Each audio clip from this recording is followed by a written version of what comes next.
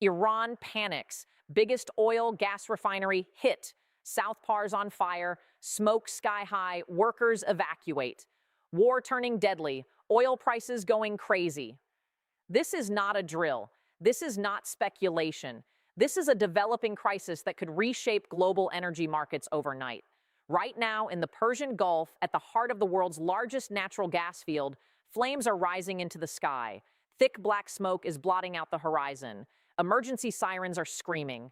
Workers are running for their lives. And in capitals from Washington to Beijing, one question is being asked with increasing urgency. Has the conflict in the Middle East just crossed a threshold that cannot be uncrossed? Welcome to Power Clash Report. We are interrupting our scheduled coverage because a report has just emerged that demands immediate attention.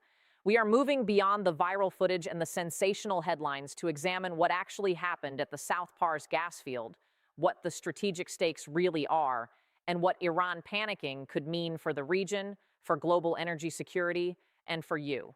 We will analyze verified reports from regional sources, satellite imagery, energy market data, official statements from Iran and international agencies, and expert assessments of infrastructure vulnerability. We will assess the military logic behind targeting the world's largest gas field, the economic ripple effects of disrupting global supply, and the human cost of escalation. And we will answer the question that matters most. Is this a calibrated strike designed to cripple Iran's economic lifeline, or a provocative act that could trigger an uncontrollable cycle of retaliation? Stay with me until the end, because understanding this story is not just about geopolitics. It is about the price you pay for fuel, the stability of your investments, and the fragile mechanisms that keep conflict from consuming us all. Let us begin with the facts. South Pars is not just another energy facility. It is the world's largest natural gas field, shared between Iran and Qatar in the Persian Gulf. The Iranian portion, known as South Pars, contains an estimated 14 trillion cubic meters of natural gas, roughly 40% of Iran's total gas reserves. It is a cornerstone of Iran's economy, providing domestic energy, generating export revenue, and funding critical government programs. The field includes multiple offshore platforms, onshore processing facilities, pipelines, and export terminals. An attack on this infrastructure, therefore, is not just a security incident. It is an economic strike, a political statement, and a psychological operation designed to project power and instill fear. On March 21, 2026, multiple regional news outlets and social media channels reported explosions and fires at the South Pars gas complex. Footage circulating online shows thick plumes of black smoke rising from processing facilities, emergency vessels responding to the scene, and workers being evacuated from offshore platforms. Iranian state media has confirmed a security incident at the site and described it as an act of economic terrorism. Initial reports suggest that the attack targeted onshore processing infrastructure rather than offshore production platforms, potentially limiting the immediate impact on gas output. However, the symbolic and psychological impact is significant. The heart of Iran's energy economy is under fire. Now let us examine the claim that this represents Iran panicking. This phrase suggests a regime in disarray, reacting impulsively to an unexpected blow. However, authoritarian regimes are often adept at managing crises of this nature. They can control information flows, mobilize security forces, and present a unified public face even amid internal turmoil. The appearance of panic can be a strategic performance as much as a reflection of reality. Iran has faced significant challenges to its energy infrastructure before: cyber attacks, sabotage operations, and targeted strikes. Each time, Tehran has demonstrated resilience and adaptability. To assume that a single event, however significant, would cause the regime to panic is to underestimate its capacity for crisis management. Let us talk about the strategic dimension. If this attack was indeed conducted by an external actor, what would that signal? First, it would represent a significant escalation in targeting methodology. Previous strikes on Iranian energy infrastructure have focused on oil depots, refineries, or export terminals. Targeting the South Pars gas field, the crown jewel of Iran's energy sector, crosses a threshold into attacks on critical national infrastructure. The strategic logic is clear: degrade Iran's ability to fund its military, its proxy networks, and its domestic priorities by crippling its primary source of gas revenue. But the risks are equally clear. Attacking critical energy infrastructure can trigger global market shocks, invite severe retaliation, and blur the lines between military and civilian targets under international law. Now let us address the economic stakes, because this is where the impact becomes personal. Natural gas is not just a commodity, it is a linchpin of global energy security. Iran uses South Pars gas for domestic electricity generation, petrochemical production, and heating. Disrupting this supply could trigger domestic blackouts, industrial slowdowns, and social unrest within Iran. Globally, while Iran's gas exports are limited by sanctions and infrastructure constraints, any threat to major energy infrastructure in the Persian Gulf triggers immediate market reactions. Oil prices have already responded to the uncertainty, with Brent crude surging past $108 per barrel. For consumers, this translates directly to higher prices at the pump. In the United States, the national average for regular gasoline could rise by 30 to 50 cents per gallon within weeks if the disruption persists. For businesses, higher fuel costs mean increased expenses for transportation, manufacturing, and logistics, costs that are often passed on to consumers. For developing nations that rely on affordable energy imports, the risk is not just inflation, but social unrest. This is how an attack on a remote gas field in the Persian Gulf can affect your wallet, your job, and your community thousands of miles away.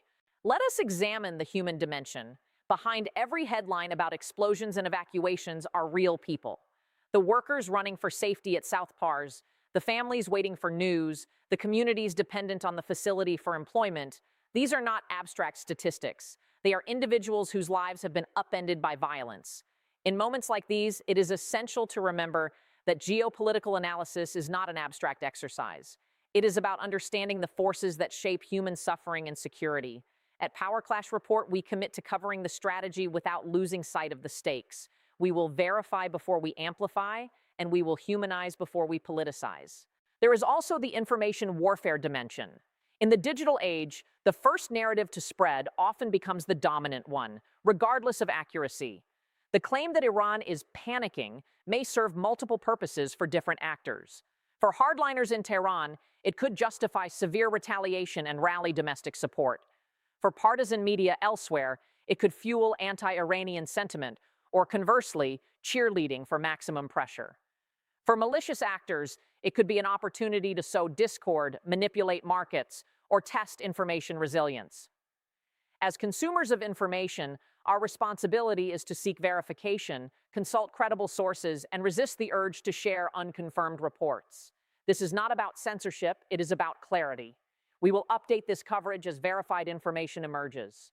Let us consider the regional implications. The Persian Gulf is a complex web of energy interdependence, security partnerships, and geopolitical rivalries. An attack on South Pars could activate multiple fault lines. Qatar, which shares the North Field, the Qatari portion of the same geological structure, may express concern about the security of its own infrastructure. Gulf Arab states like Saudi Arabia and the UAE, which have sought to balance relations with both Iran and the West, could find themselves forced to choose sides in a rapidly polarizing environment. Moreover, if Iran perceives the attack as an existential threat to its economy, the incentive for a severe response increases. This could include missile barrages against regional energy facilities, attacks on commercial shipping in the Gulf, cyber operations against financial or energy systems, or activation of proxy groups to strike allied interests globally. The cycle of action and reaction could escalate rapidly, drawing in multiple actors and expanding the conflict geographically. What about the global response?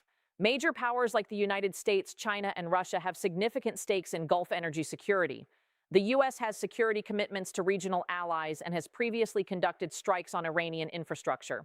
China, as a major importer of Iranian energy and a signatory to long-term cooperation agreements, may seek to mediate or at least avoid taking sides.